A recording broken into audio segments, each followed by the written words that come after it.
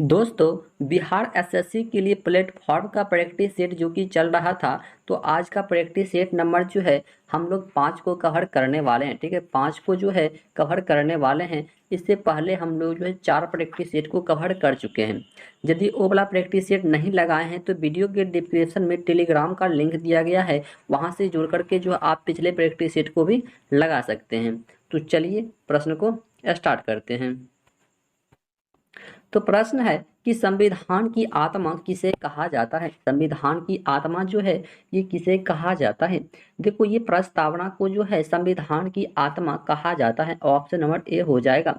और प्रस्तावना जो है ये संविधान की कुंजी भी होता है। प्रस्तावना जो है ये क्या कहते हैं, संविधान की कुंजी भी होता है।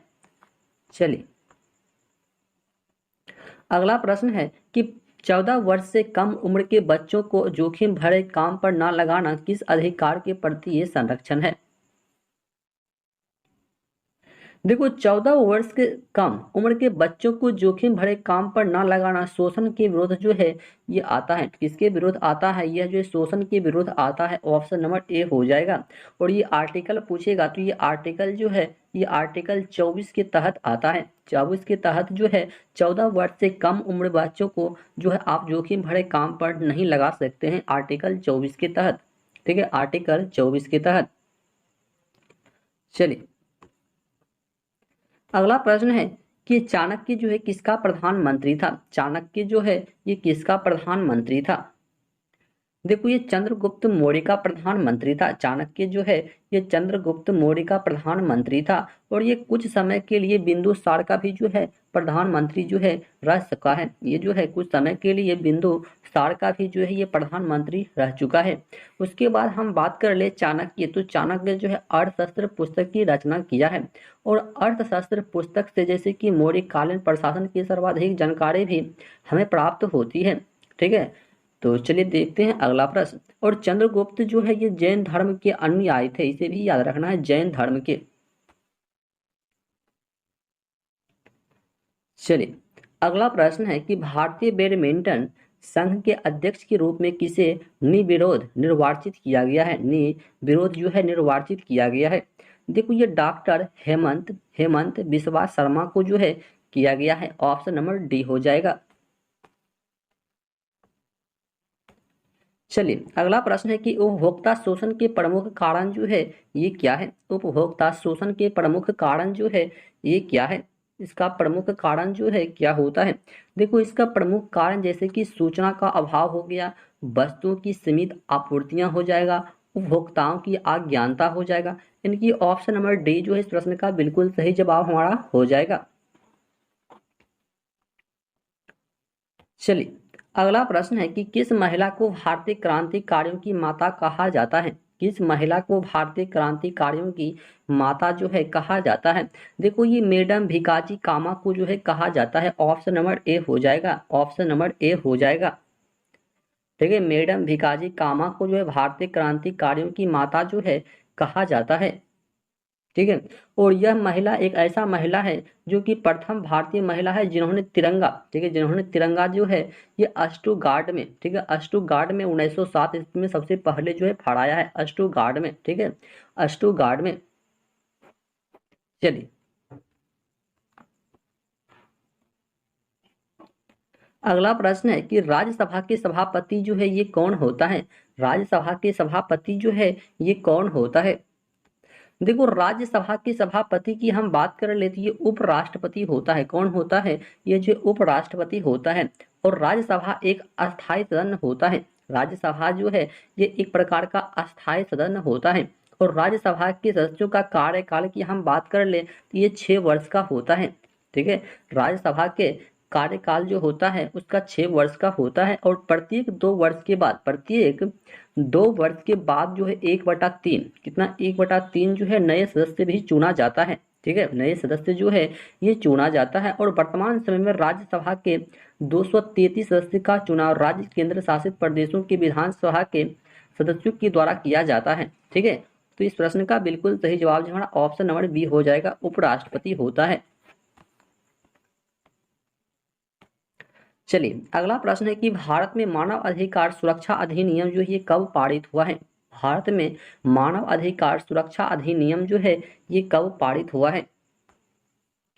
देखो यह जो है 1993 में कब हुआ है? 1993 में जो है भारत में मानव अधिकार सुरक्षा अधिनियम जो है ये पारित हुआ है। ठीक है, 1993 में। चलिए अगला प्रश्न है कि आर्थिक दृष्टि से एक पिछड़े देश की विशेषता नहीं है। एक पिछड़े देश की विशेषता जो है नहीं है। देखो एक पिछड़े देश की विशेषता जैसे कि प्राथमिक क्षेत्र में निम्न श्रम अनुपात, ऑप्शन नंबर डी ये जो है बिल्कुल नहीं होने वाला है, ऑप्शन नंबर डी हो जाएगा। चलिए नेक्स्ट प्रश्न को आपको बताना है 10 नंबर की रॉयल चैलेंजर्स बेंगलुरु ने आईपीएल 2022 हेतु किसे अपना कप्तान बनाया है? किसे जो है अपना कप्तान बनाया है? देखो ये किसे बनाया है? ये फाफ डू प्लेसिस को बनाया है, ऑप्शन नंबर डी हो जाएगा। फाफ डू प्लेसिस को, ऑप्शन नंबर डी हो जाएगा।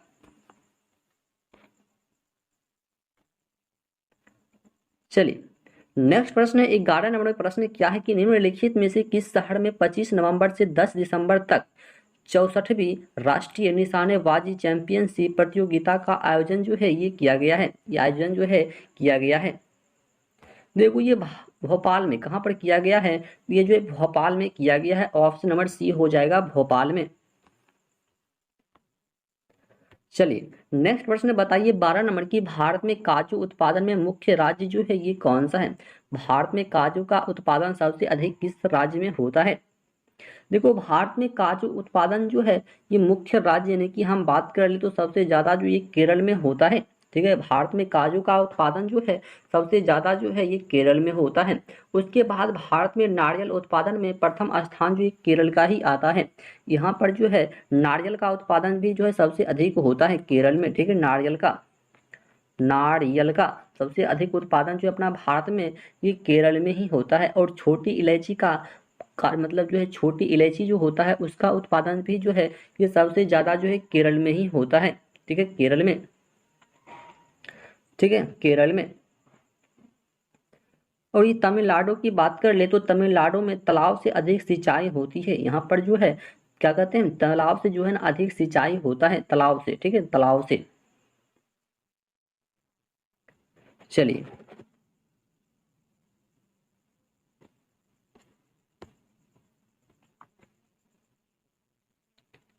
चलिए अगला प्रश्न है कि हड़प्पा संस्कृति एक अन्य नाम है। हड़प्पा संस्कृति का एक अन्य नाम जो है क्या है? हड़प्पा संस्कृति का एक अन्य नाम जो है क्या है? देखो इसका एक अन्य नाम होता है कौशल युगीन सभ्यता, ऑप्शन नंबर डी हो जाएगा, कौशल युगीन सभ्यता। ठीक है, हड़प्पा सभ्यता भारत की प्राचीनतम सभ्यता है। और हड़प्पा सभ्यता जैसे कि मेसोपोटामिया सभ्यता की समकालीन थी। और हड़प्पा सभ्यता की तिथि की हम बात कर ले यानी कि ये जो है क्या कहते हैं 14 से ठीक C14। ठीक है, C14 के आधार पर यानी कि हम बात कर लेते हैं जो है 2350। ठीक है, 2350 से लेकर 1750 ईसा पूर्व ठीक है मानी जाती है, इतना जो है मानी जाती है। और हड़प्पा सभ्यता भारत की प्रथम शहरी सभ्यता है, इसे भी याद रखना है। और भारत में द्वितीय शहरीकरण 6वीं सदी ईसा पूर्व में गंगा घाटी में जो है ये प्रारंभ हुआ है। ठीक है, गंगा घाटी में। चलिए अगला प्रश्न है कि बौद्ध कला का प्रसिद्ध केंद्र जो है ये कौन सा है? बौद्ध कला का प्रसिद्ध केंद्र जो है कौन सा है? देखो प्रसिद्ध केंद्र की हम बात कर ले तो ये अमरावती, क्या हो जाएगा? अमरावती। अमरावती स्तूप जो है सातवाहन काल में बनाया गया है। इसे जो है सातवाहन काल में जो है बनाया गया है, सातवाहन काल में। ठीक है, सातवाहन काल में।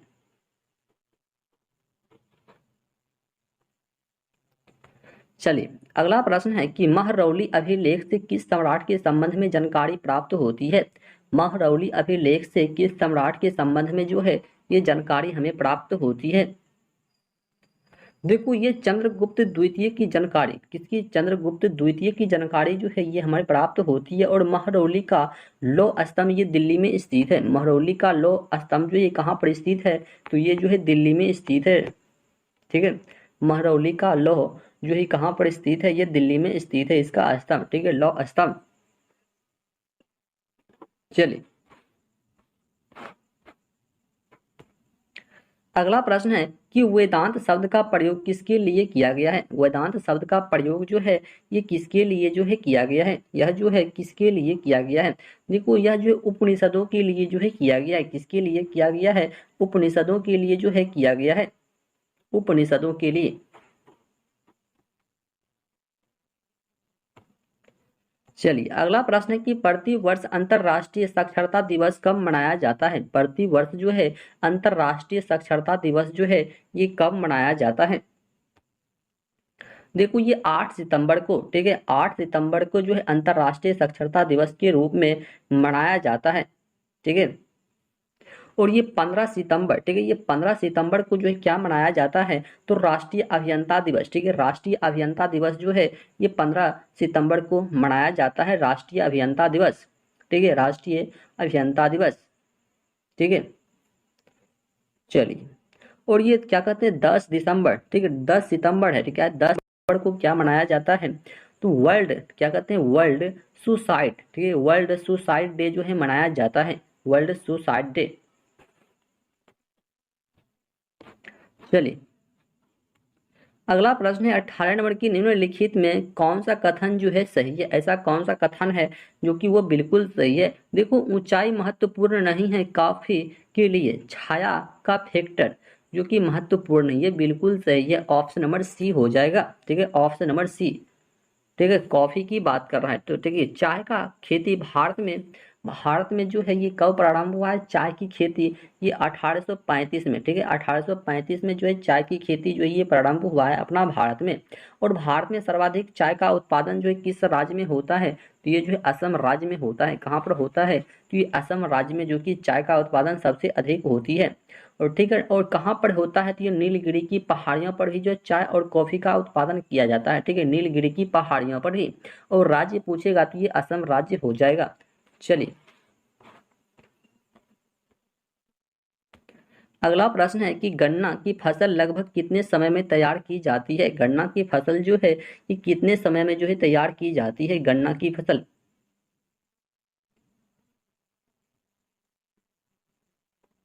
देखो गन्ना की फसल लगभग कितने समय में तैयार की जाती है, तो इसकी हम बात कर लेते हैं 12 महीने में, ठीक, कितने महीने में, ये 12 महीना में जो है गन्ना की खेती जो है तैयार किया जाता है, ठीक है, 12 महीना में। और गन्ना की फसल के लिए जो है तापमान की आवश्यकता, कितनी तापमान की आवश्यकता होती है, तो ये 26 से लेकर 32 डिग्री सेल्सियस तापमान की भी आवश्यकता होती है, ठीक है।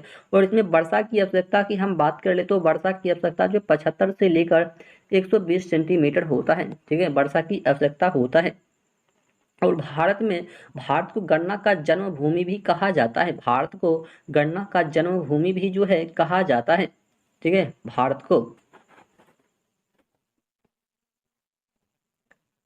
चलिए अगला प्रश्न है 20 नंबर की निम्नलिखित में कौन सी फसल रबी नहीं है। निम्नलिखित में से कौन सी फसल जो है रबी की नहीं है। देखो यहाँ पर मक्का, ठीक है, मक्का जो ये रबी फसल नहीं है, मक्का जो है ये क्या है, तो मक्का जो है ये खरीफ फसल होता है, ठीक है, खरीफ, मक्का जो है ये खरीफ फसल होता है। और मक्का की खेती और रबी खरीफ दोनों फसलें भी मतलब जो है की जाती है। भारत में जो है कर्नाटक हो गया, आंध्र प्रदेश हो गया, बिहार हो गया, जहाँ पर जो सबसे अधिक उत्पादन होता है मक्का की, ठीक है, कहाँ कहाँ पर होता है भारत में, तो जैसे कर्नाटक, आंध्र प्रदेश, बिहार, यानी कि 3 स्टेट में जो है सबसे ज्यादा जो मक्का की खेती होती है। और विश्व में पूछेगा कि विश्व में सबसे अधिक मक्का का उत्पादन जो ये कौन सा देश करता है, यूएसए, ठीक, कौन सा करता है, यूएसए, ठीक है, यूएसए पूरे विश्व में। चलिए अगला प्रश्न है कि भारत का अंतिम राजपूत शासक जो है ये कौन था। भारत का अंतिम राजपूत शासक जो है ये कौन था। देखो राजपूत शासक की हम बात कर ले तो पृथ्वीराज चौहान तृतीय, क्या हो जाएगा, पृथ्वीराज चौहान तृतीय, ठीक है, ऑप्शन नंबर सी हो जाएगा, ऑप्शन नंबर सी हो जाएगा, पृथ्वीराज चौहान तृतीय, ठीक है। और पृथ्वीराज चौहान ने त्रायण का प्रथम युद्ध जो है ये कब किया था, 1191 में किया था, ठीक है, 1191 में किया था, ठीक है। और जिसमें कि सिवारुल मोहम्मद गौरी को जो है पराजित किया था, यह जो है मोहम्मद गौरी को जो है पराजित किया था इसमें, ठीक है, पृथ्वीराज चौहान ने जो है मोहम्मद गौरी को पराजित किया था 1191 में त्रायण का प्रथम युद्ध में, ठीक है। चलिए अगला प्रश्न है 22 नंबर की निम्नलिखित में से किस शासक ने दासों के रख रखाव के लिए एक अलग विभाग की स्थापना किया है, एक अलग विभाग की जो है स्थापना किया है। देखो ये फिरोज शाह तुगलक ने, किसने किया है, फिरोज शाह तुगलक ने किया है। और फिरोज शाह ने दीवान ए बंदगान विभाग की स्थापना भी जो है किया है। कौन सी विभाग की, तो जैसे कि दीवान ए बंदगान विभाग की स्थापना जो है फिरोज शाह तुगलक ने किया है। ठीक है, फिरोज शाह तुगलक ने किया है।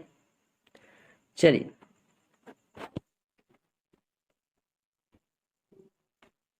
अगला प्रश्न है 23 नंबर की सहायक संधि को निम्नलिखित में से किस राज्य ने स्वीकार नहीं किया है।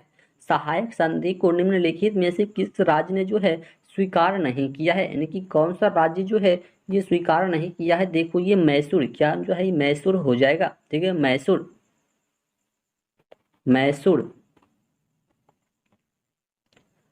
चलिए अगला प्रश्न है कि वह कौन सी घटना थी जिसके बाद महात्मा गांधी ने ब्रिटिश सरकार के विरुद्ध अपना सर्वप्रथम असहयोग आंदोलन जो है ये प्रारंभ किया है, प्रारंभ किया है।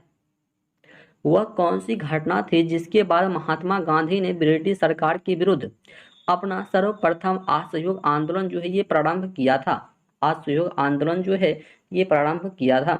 देखो ये रॉलेट कानून, क्या हो जाएगा, रॉलेट कानून, रॉलेट एक्ट के बाद महात्मा गांधी ने सर्वप्रथम जो है ये असहयोग आंदोलन की जो है शुरुआत किया था। और भारत में गांधी जी का प्रथम आंदोलन जो कि नीलों किसान को लेकर चंपारण में किया गया था। ठीक है, नीलों की खेती के लिए।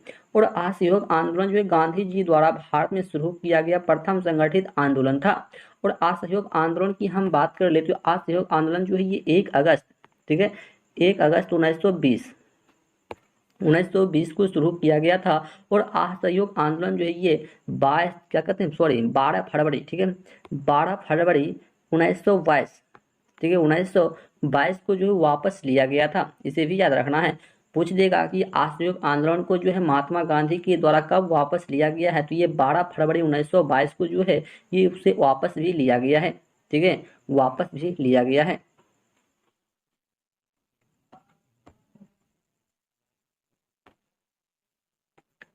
चलिए अगला प्रश्न है कि किस भारतीय महिला के नाम पर अमेरिका में एक अंतरिक्ष यान का नाम रखा गया है। किस भारतीय महिला के नाम पर जो है अमेरिका में एक अंतरिक्ष यान का नाम जो है ये रखा गया है, एक अंतरिक्ष यान का नाम रखा गया है। देखो ये कल्पना चावला के नाम पर, कल्पना चावला के नाम पर। देखो कल्पना चावला प्रथम भारतीय महिला जो अंतरिक्ष यात्री है। ठीक है, प्रथम भारतीय महिला अंतरिक्ष यात्री जो है ये कौन है, ये कल्पना चावला है। ठीक है, कल्पना चावला है। और कल्पना चावला की कोलंबिया यान की दुर्घटना में मृत्यु हो गई थी। ठीक है, कोलंबिया यान की दुर्घटना में जो है इसकी मृत्यु हो गई थी। ठीक है, चलिए अगला प्रश्न है कि भारतीय संविधान का सबसे बड़ा स्रोत निम्नलिखित में से कौन सा है। सबसे बड़ा स्रोत जो है ये कौन सा है। देखो ये भारतीय शासन अधिनियम 1935, क्या हो जाएगा, भारतीय शासन अधिनियम जो है 1935 हो जाएगा।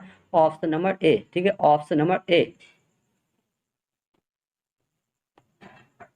चलिए अगला प्रश्न आपको बताना है कि जलवायु परिवर्तन पर हाल ही में नासा के एक अध्ययन के अनुसार जलवायु परिवर्तन के कारण किस फसल में 17% वृद्धि की दर्ज जो है ये की जाएगी 2030 तक में। 2030 तक में जो है ये वृद्धि जो है की जाएगी, ये वृद्धि जो है की जाएगी।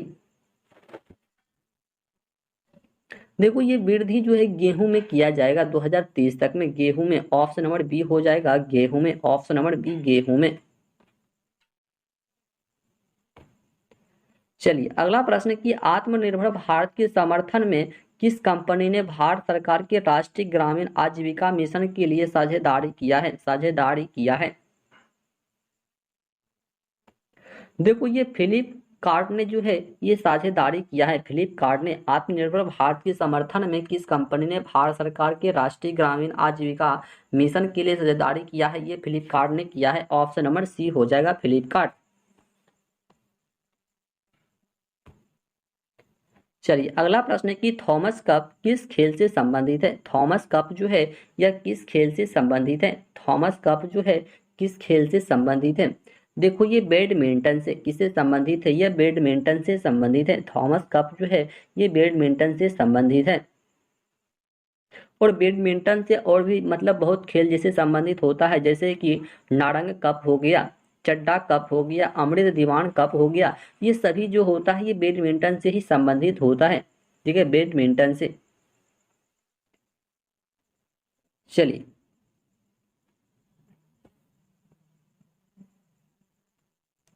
अगला प्रश्न कि होप मिशन टू मार्स किस देश का पहला मंगल मिशन है। देखो होप मिशन टू मार्स किस देश का पहला मंगल मिशन है। देखो ये चाइना का, किसका है, ये चाइना का है। ऑप्शन नंबर ए हो जाएगा चाइना का। ठीक है, विश्व का सर्वाधिक आबादी उत्तरी गोलार्ध में रहता है, इसे भी याद रखना है। चलिए तो इस प्रश्न का बिल्कुल सही जवाब जो है क्या हो जाएगा, तो यहाँ होप मिशन टू मार्स की बात कर रहा है तो ये जो है चाइना नहीं होगा। ठीक है, चाइना जो है यहाँ पर नहीं हो जाएगा, बल्कि यूएई हो जाएगा, यूएई हो जाएगा। ऑप्शन नंबर डी हो जाएगा। ठीक है, यहाँ पर आंसर जो है मिस्टेक से चाइना हो चुका था। ठीक है, तो यहाँ पर हो जाएगा यूएई। चलिए अगला प्रश्न है कि विश्व का सर्वाधिक घनी आबादी वाला प्रदेश जो है ये कौन सा है। विश्व का सर्वाधिक घनी आबादी वाला प्रदेश जो है ये कौन सा है। देखो ये जो हो जाएगा दक्षिण पूर्वी एशिया, क्या हो जाएगा, दक्षिण पूर्वी एशिया। ठीक है, दक्षिण पूर्वी एशिया।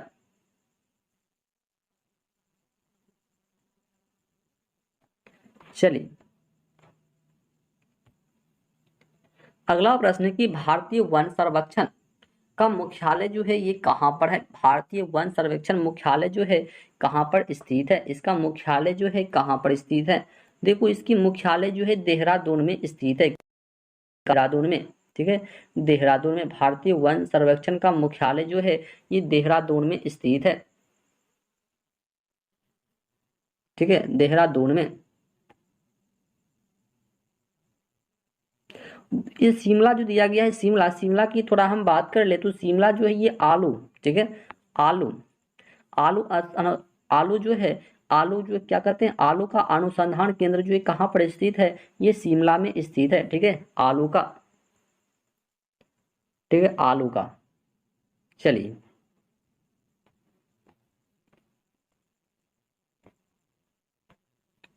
अगला प्रश्न कि जब पवन पृथ्वी के घूर्णन के कारण अपनी दिशा बदल लेती है तो निम्नलिखित में से इसे किस नाम से जो है पुकारते हैं। जब पवन पृथ्वी के घूर्णन के कारण अपनी दिशा बदल लेती है तो निम्नलिखित में से इसे किस नाम से जो है पुकारा जाता है, इसे जो है किस नाम से पुकारा जाता है।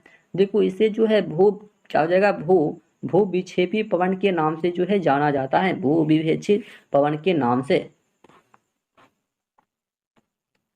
चलिए अगला प्रश्न है कि भूमध्य रेखा पर 1 डिग्री अक्षांश की दूरी जो है कितनी होती है। भूमध्य रेखा पर 1 डिग्री अक्षांश की दूरी जो है ये कितनी होती है, 1 डिग्री अक्षांश की दूरी जो है कितनी होती है।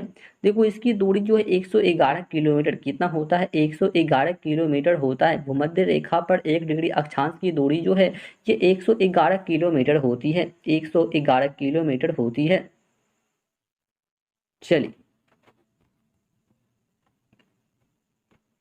अगला प्रश्न है कि प्लानिंग एंड द पुअर पुस्तक का लेखक जो है कौन है। प्लानिंग एंड द पुअर पुस्तक का लेखक जो है ये कौन है। देखो इस पुस्तक का लेखक जो है बी एस मिनहास, क्या हो जाएगा, B S Minhas. Option number C हो जाएगा। चलिए अगला प्रश्न है कि विश्व बैंक जिसे अंतर्राष्ट्रीय पुनर्निर्माण तथा विकास बैंक कहते हैं उसका मुख्यालय जो है ये कहाँ पर है, उसका मुख्यालय जो है कहाँ पर है। देखो इसका मुख्यालय जो है वाशिंगटन डीसी में है। कहाँ पर है, वाशिंगटन डीसी में है, वाशिंगटन डीसी में है। इसका मुख्यालय जो है ये वाशिंगटन डीसी में है। ठीक है, वाशिंगटन डीसी में। विश्व बैंक की स्थापना, देखो विश्व बैंक की स्थापना की हम बात करें तो विश्व बैंक की स्थापना जो ये 27 सितंबर, ठीक है, 27 सितंबर 1945 को। ठीक है, विश्व बैंक की स्थापना जो ये 27 सितंबर 1945 को हुआ था।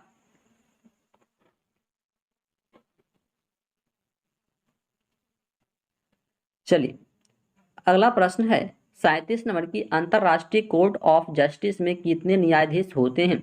अंतर्राष्ट्रीय कोर्ट ऑफ जस्टिस में कितने न्यायाधीश जो है होते हैं? कितने न्यायाधीश होते हैं? देखो इसमें टोटल का 15 न्यायाधीश होता है। ऑप्शन नंबर डी हो जाएगा। चलिए अगला प्रश्न है कि गीत गीत गोविंद के रचयिता जो है ये कौन है? गीत गोविंद का रचयिता जो है कौन है? देखो गीत गोविंद की रचयिता जो है ये जयदेव। कौन हो जाएगा? जयदेव। ठीक है, जयदेव।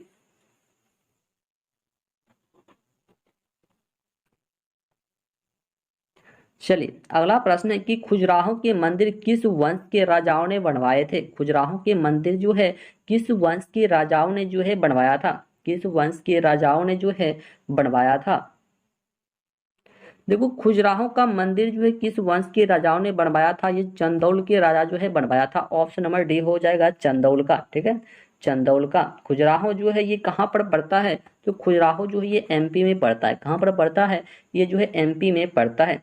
ठीक है, एमपी में।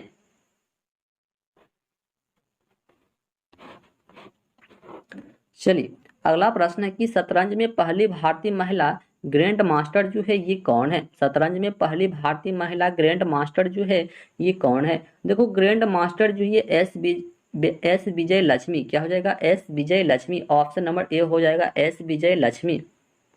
एस विजय लक्ष्मी। चलिए अगला प्रश्न है कि सूफी संप्रदाय का उद्भव हुआ था। सूफी संप्रदाय का उद्भव जो है ये कहाँ से हुआ था? देखो ये इस्लाम से। कहाँ से हुआ है? ये इस्लाम से हुआ है। सूफी आंदोलन इस्लाम का जो कि उदारवादी आंदोलन है, यह जो है इस्लाम का उदारवादी आंदोलन है।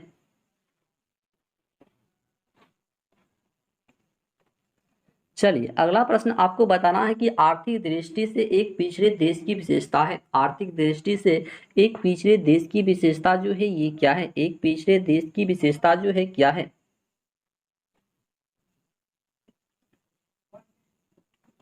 देखो एक पिछड़े देश की विशेषता जैसे कि प्रति व्यक्ति निम्न आय हो जाएगा, उसके बाद निम्न मृत्यु दर हो जाएगा, उच्च निरक्षरता हो जाएगा, यानी कि सभी हो जाएगा, ऑल ऑफ दीज। ठीक है, ऑल ऑफ दीज हो जाएगा। चलिए अगला प्रश्न है कि वांसदा वांसदा राष्ट्रीय उद्यान में है। वांसदा राष्ट्रीय उद्यान में जो है ये कहाँ पे है? देखो ये गुजरात में। कहाँ पर? ये गुजरात में। ऑप्शन नंबर बी हो जाएगा, गुजरात में। वांसदा राष्ट्रीय उद्यान जो है गुजरात में स्थित है। कहाँ पर स्थित है? यह गुजरात में स्थित है। और गिर नेशनल पार्क, ठीक है, गिर नेशनल पार्क भी जो है ये गुजरात में ही स्थित है। गिर नेशनल पार्क। ठीक है, गिर नेशनल पार्क। ठीक है, गिर नेशनल पार्क जो है कहाँ पर है? ये गुजरात राज्य में ही स्थित है। चलिए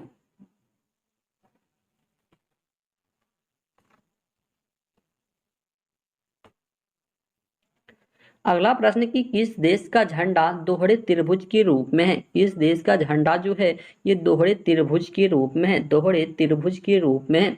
देखो ये नेपाल का झंडा। ठीक है, ये नेपाल का झंडा जो है ये दोहरे त्रिभुज के रूप में है। और भारत का राष्ट्रीय चिन्ह जो है क्या है? तो भारत का राष्ट्रीय चिन्ह जो ये अशोक चक्र। क्या हो जाएगा?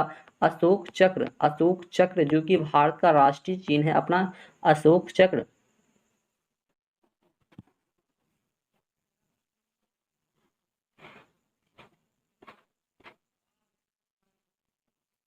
चलिए अगला प्रश्न है कि अष्ट छाप की स्थापना किसके द्वारा की गई है? अष्ट छाप की स्थापना जो है ये किसके द्वारा जो है किया गया है? देखो ये आचार्य आचार्य विठल नाथ के द्वारा जो है किया गया है। आचार्य विठल नाथ के द्वारा जो है अष्ट छाप की स्थापना जो है किया गया है। ऑप्शन नंबर ए हो जाएगा।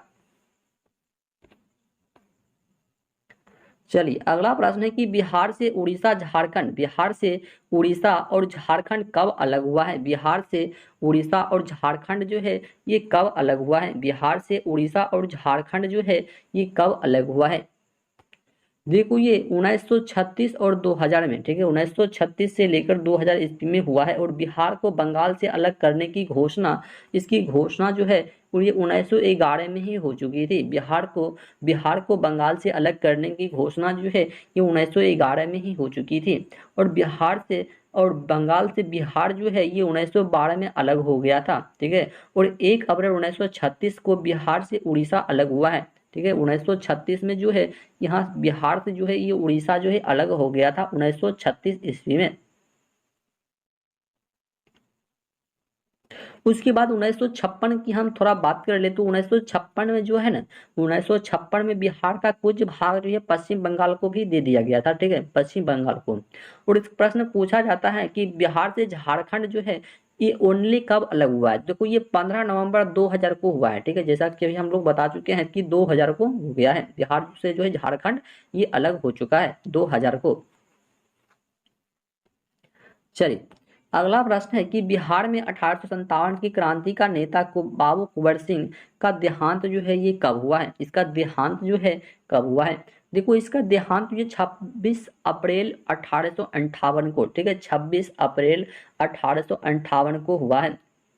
और ये बाबू कुंवर सिंह बिहार के जगदीशपुर के जमींदार थे, ठीक है। बाबू बेवर क्या कहते हैं, ये जो है बाबू बाबू यानी कि कुंवर सिंह की बात कर ले तो यह जो है बिहार के, ठीक है, बिहार के जगदीशपुर की ये क्या था, जमींदार था। और बाबू कुंवर सिंह परम क्या कहते हैं, परमार्थ वंश के संबंध मतलब रखते थे। और क्या कहते हैं, बाबू कुंवर सिंह के बाद उनके भाई अमर सिंह ने कैमूर की पहाड़ियों से नेतृत्व जारी रखा था, ठीक है, कैमूर की पहाड़ियों से। चलिए अगला प्रश्न है कि बहावी आंदोलन का मुख्य केंद्र जो है ये क्या था। बहावी आंदोलन का मुख्य केंद्र जो है ये क्या था, बहावी आंदोलन का। देखो बहावी आंदोलन का मुख्य केंद्र जो है ये पटना, ऑप्शन नंबर बी हो जाएगा पटना।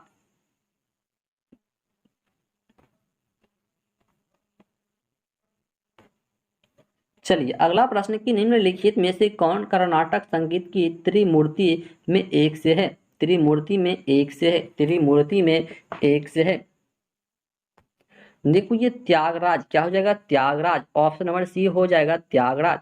और ये त्यागराज जो है ये मुथु स्वामी दक्षिण स्तर और श्यामा अस्त्री है, ठीक है। चलिए अगला प्रश्न है कि बिहार राज्य के किस जिले का जनसंख्या घनत्व जो है सबसे अधिक है। बिहार राज्य के किस जिले का जनसंख्या जो है सबसे अधिक है। देखो ये शिवहर का, ऑप्शन नंबर बी हो जाएगा शिवहर का। बिहार राज्य के शिवहर जिले में सबसे अधिक जनसंख्या घनत्व है। और 2011 की जनगणना के अनुसार बिहार के शिवहर जिलों के जनसंख्या घनत्व की हम बात कर ले 2011 के अनुसार तो ये 1880 कितना, ये 1880 व्यक्ति प्रति किलोमीटर में है। और बिहार का सबसे न्यूनतम जनसंख्या घनत्व वाला जिला की हम बात कर ले तो ये कैमूर जिला हो जाएगा। कौन सा, कैमूर, सबसे कम न्यूनतम, ठीक है, सबसे न्यूनतम, जो कि 488 व्यक्ति प्रति किलोमीटर में मतलब जो है वहां पर। और भारत की जनसंख्या 2011 की जनसंख्या के अनुसार जो है क्या कहते हैं, चंद्रमौली था, क्या था, चंद्रमौली आयुक्त जो है ये चंद्रमौली था। और कुल जनसंख्या क्रम में बिहार भारत में तीसरे स्थान पर है। भारत में बिहार जो है तीसरे स्थान पर आता है जनसंख्या की दृष्टि से। चलिए अगला प्रश्न कि यदि चंद्रमा पर बम विस्फोट हो तो उसकी आवाज पृथ्वी पर कितने समय बाद जो है ये सुनाई देगी।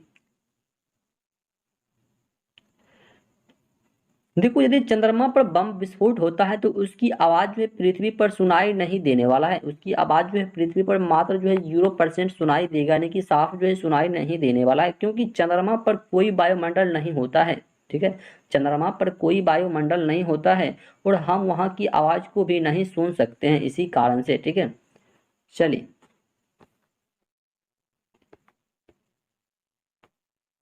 चलिए अगला प्रश्न कि जल की कठोरता किसके कारण होती है। जल की कठोरता जो होती है किसके कारण से होती है। देखो ये CaHCO3 के कारण जो है ये जल की कठोरता होती है। देखो जल की अस्थायी कठोरता उबलने से जो है क्या होती है, दूर हो जाती है, ठीक है, दूर हो जाती है इसी कारण से।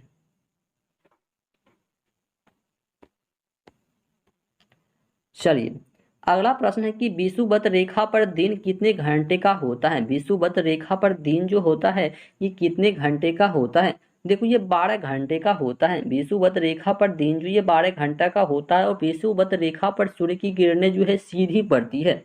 यहाँ पर सूर्य की किरणें जो होती है ये हमेशा जो है क्या पड़ती है, सीधी पड़ती है। ठीक है, सूर्य की किरणें जो है यहाँ पर जो है सीधी पड़ती है। और विषुवत रेखा पर दिन और रात की अवधि जो है क्या होती है, बराबर होती है। इसे भी याद रखना है। प्रश्न पूछा जाता है कि किस रेखा पर दिन और रात की अवधि जो है ये बराबर होती है, तो ये विषुवत रेखा पर होता है। तो इसे भी याद रखना है, विषुवत रेखा पर।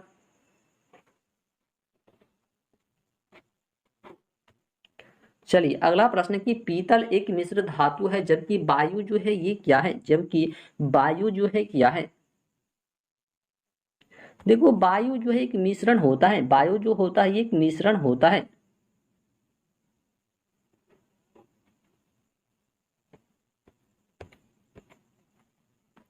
चलिए अगला प्रश्न कि इंसुलिन की कमी के कारण होने वाला रोग जो है ये कौन सा हो, यानी कि इंसुलिन की कमी से जो है कौन सा रोग होता है, इंसुलिन की कमी से कौन सा रोग होता है। देखो ये डायबिटीज, डायबिटीज जो होता है ये इंसुलिन की कमी के कारण ही होता है, डायबिटीज। और इंसुलिन की खोज जो है कब किया गया है, 1921 में। कब किया गया है, 1921 में जो है इंसुलिन की खोज भी जो है किया गया था।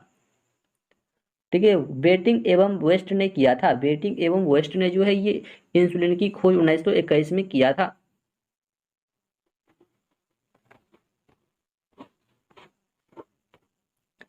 चलिए अगला प्रश्न कि किस ताप पर एच हाफ जीरो का मतलब घनत्व जो है अधिकतम होने वाला है, इसका घनत्व जो है कि अधिकतम होने वाला है। देखो ये जो है 39 डिग्री मतलब फ़ारेनहाइट पर जो ये होने वाला है, ऑप्शन नंबर बी हो जाएगा। ठीक है, ऑप्शन नंबर बी।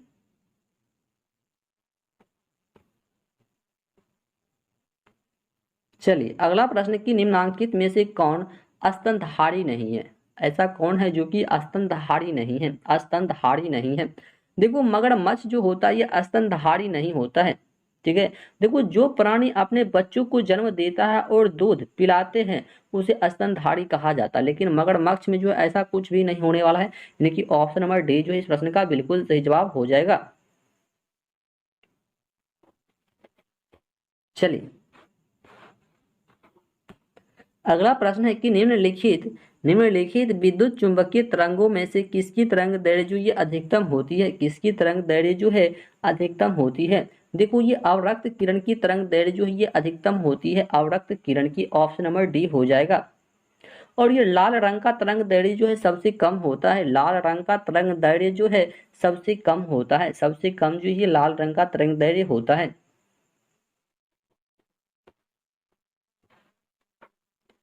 चलिए अगला प्रश्न है कि आश्रु गैस का रासायनिक नाम जो है क्या है, आश्रु गैस का रासायनिक नाम जो है ये क्या है। देखो इसका रासायनिक नाम होता है अल्फा क्लोरो एटी एसीटोफिनोन। क्या हो जाएगा, chloro acetophenone, option number A हो जाएगा। ठीक है, ऑप्शन नंबर ए।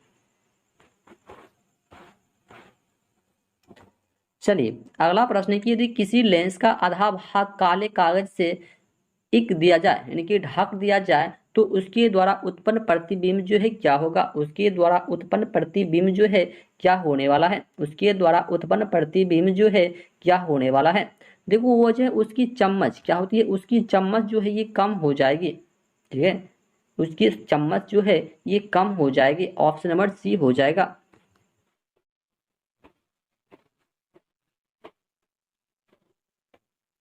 चलिए अगला प्रश्न है कि निम्नलिखित में से कौन कौन से रंग प्राथमिक रंग जो की श्रेणी में आता है, प्राथमिक रंग के श्रेणी में आता है। देखो प्राथमिक रंग जैसे कि नीला हो गया, लाल हो गया, हरा हो गया, ये सही आता है कि ऑप्शन नंबर ए हो जाएगा, नीला, हरा एवं लाल। ठीक है, देखो प्राथमिक रंग का टेलीविजन में उपयोग होता है, प्राथमिक रंग का उपयोग जो है कि टेलीविजन में होता है, प्राथमिक रंग का उपयोग। ठीक है, प्राथमिक रंग का उपयोग टेलीविजन में होता है। चलिए अगला प्रश्न है कि सूक्ष्मदर्शी का आविष्कार जो है किसने किया है, सूक्ष्मदर्शी का आविष्कार जो है यह किसने किया है। देखो ये जेड जानसन ने, किसने किया है, जेड जानसन ने जो है सूक्ष्मदर्शी का आविष्कार किया है, ऑप्शन नंबर डी हो जाएगा, ऑप्शन नंबर डी। चलिए अगला प्रश्न है कि ब्लू बेबी सिंड्रोम निम्नलिखित में से किसके कारण होती है। ब्लू बेबी सिंड्रोम जो है ये किसके कारण से होती है। देखो ब्लू बेबी सिंड्रोम जो होती है ये क्या कहते हैं, मिथोमोग्लोबिन के कारण, क्या हो जाएगा, मिथोमोग्लोबिन के कारण जो है ये होता है। ऑप्शन नंबर डी हो जाएगा। चलिए अगला प्रश्न है कि सबसे जटिल कार्बनिक पदार्थ जो है ये कौन सा होता है। सबसे जटिल कार्बनिक पदार्थ जो है ये कौन सा होता है। सबसे जटिल, क्या बोल रहा है कि सबसे जटिल कार्बनिक पदार्थ जो है ये कौन सा होता है। देखो यहाँ पर बात करें सबसे जटिल कार्बनिक पदार्थ का, तो ये प्रोटीन, क्या हो जाएगा, ये प्रोटीन होता है। ठीक है, प्रोटीन। प्रोटीन एक जटिल कार्बनिक यौगिक होता है। प्रोटीन 20 अमीनो अम्ल से मिलकर बनता है। यह जो है 20 अमीनो अम्ल को मिलने से जो है प्रोटीन बनता है। ठीक है, प्रोटीन बनता है।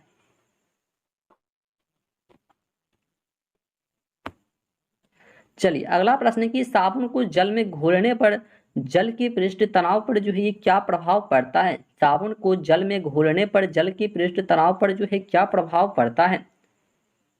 देखो ये पट जाता है, क्या होता है, इनकी घट जाता है। साबुन को जल को घोलने पर जल की पृष्ठ तनाव जो है ये घट जाता है। और सभी साधारण साबुन जो होता है ये उच्च वसीय अम्लों के मिश्रण से होता है। ठीक है, उच्च अम्लीय मिश्रण के कारण। चलिए अगला प्रश्न है कि MgGp T2O में P को ऑक्सीकारक संख्या जो है कितनी है। इसमें जो ऑक्सीकारक संख्या जो है कितनी हो जाएगी। देखो यहाँ पर निकालना पड़ जाएगा, तो आपको निकाल कर यदि इसका आंसर निकालिएगा तो आपको जो है कितना आंसर आने वाला है, तो ये जो है 5, कितना आ जाएगा, 5 आ जाएगा। ठीक है, 5। ठीक है, 5। ऑप्शन नंबर ए हो जाएगा 5। ठीक है, प्लस का 5, ऑप्शन नंबर ए प्लस का 5। चलिए अगला प्रश्न है कि नाभिकीय रिएक्टर में न्यूट्रॉन को शोषित करने वाला तत्व जो है ये कौन सा है। नाभिकीय रिएक्टर में न्यूट्रॉन को शोषित करने वाला तत्व जो है ये कौन सा है। देखो ये केडमियम, कौन सा तत्व होता है, ये केडमियम होता है। ठीक है, ऑप्शन नंबर ए हो जाएगा केडमियम। चलिए अगला प्रश्न है कि एक ट्रांसफार्मर मुख्यतः बदलता है। ट्रांसफार्मर जो है ये किसको बदलता है। ट्रांसफार्मर जो होता है ये किसे बदलता है। देखो एक ट्रांसफार्मर जो है ये वोल्टेज को बदलता है। क्या करता है, ये वोल्टेज को बदलता है। ऑप्शन नंबर बी हो जाएगा वोल्टेज को। और ट्रांसफार्मर का सिद्धांत जो है किसने दिया है, तो ये माइकल फेराडे ने दिया है। किसने दिया है, माइकल फेराडे ने जो है ट्रांसफार्मर का सिद्धांत जो है ये दिया है। और ट्रांसफार्मर जो है ये अन्योन, क्या हो जाएगा, अन्योन प्रेरण के सिद्धांत पर जो ये कार्य करने वाला एक ऐसा यंत्र है। और ये जो एसी वोल्टेज को निम्न एसी वोल्टेज तथा एसी वोल्टेज को उच्च एसी वोल्टेज में बदल देता है। और ट्रांसफार्मर जो है केवल जो है प्रत्यावर्ती धारा के लिए उपयोगी होता है। यानी कि ये जो है केवल अल्टरनेटिव करंट के लिए जो है, यानी कि एसी के लिए जो है ट्रांसफार्मर जो है ये उपयुक्त होती है। ठीक है, एसी करंट के लिए, ये डीसी के लिए जो नहीं उपयुक्त होती है, इसे भी याद रखना है आपको।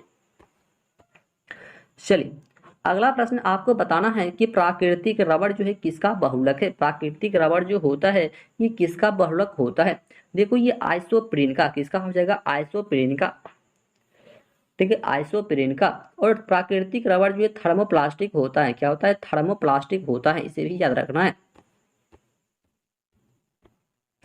चलिए अगला प्रश्न है कि अधिकांशता ऋतु परिवर्तन कहाँ होती है। अधिकांशता ऋतु परिवर्तन जो है ये कहाँ पर होती है।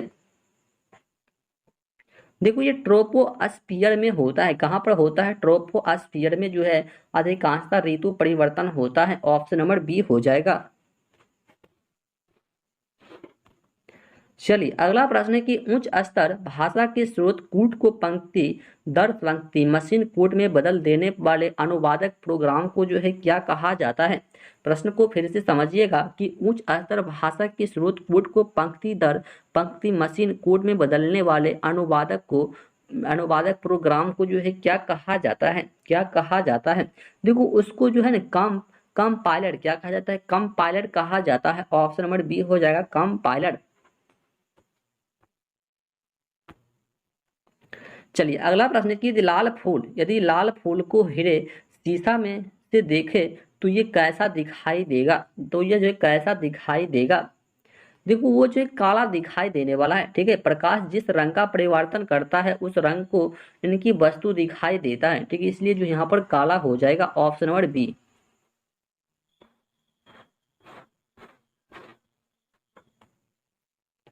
चलिए अगला प्रश्न है कि क्या कहते हैं माइकलसन मोरले प्रयोग जो है आधार बनाया था, ये जो है किसका आधार बनाया था। देखो यह जो है ईथर परिकल्पना के पतन का, ठीक है, ईथर परिकल्पना के पतन का जो है ये बनाया था, आधार बनाया था। ऑप्शन नंबर सी हो जाएगा। देखो एक डायोड जो है ये क्या होता है, एक डायोड जो है ये क्या होता है। देखो डायोड जो है केवल एक दिशा में चालन करता है, डायोड जो होता है ये केवल एक दिशा में ही जो है चालन करता है, और कैथोड किरण को केवल गैस का प्रयोग करके पैदा किया जा सकता है, कैथोड किरण को, इसे भी याद रखना है। चलिए अगला प्रश्न है कि डीएनए में प्यूरिन क्षार जो ये क्या होता है, डीएनए में प्यूरिन क्षार जो है ये क्या होता है। देखो ये जो है एडेनिन एवं ग्वानिन, ऑप्शन नंबर बी, ठीक है, एडेनिन एवं ग्वानिन होता है। और डीएनए में 4 प्रकार के नाइट्रोजन युक्त क्षारक होता है, जैसे कि एक एडेनिन हो जाएगा, एक साइटोसिन हो जाएगा, ग्वानिन हो जाएगा, एक थायमिन हो जाएगा, ठीक है। इस तरीके से होता है। चलिए तो आज का प्रश्न जो कि हमारा प्रैक्टिस सेट नंबर 5 जो है यहीं पर समाप्त होता है, ठीक है, देखिए प्लेटफॉर्म बुक का। तो चलिए मिलते हैं फिर से नेक्स्ट वीडियो में, तब तक के लिए जय हिंद जय भारत।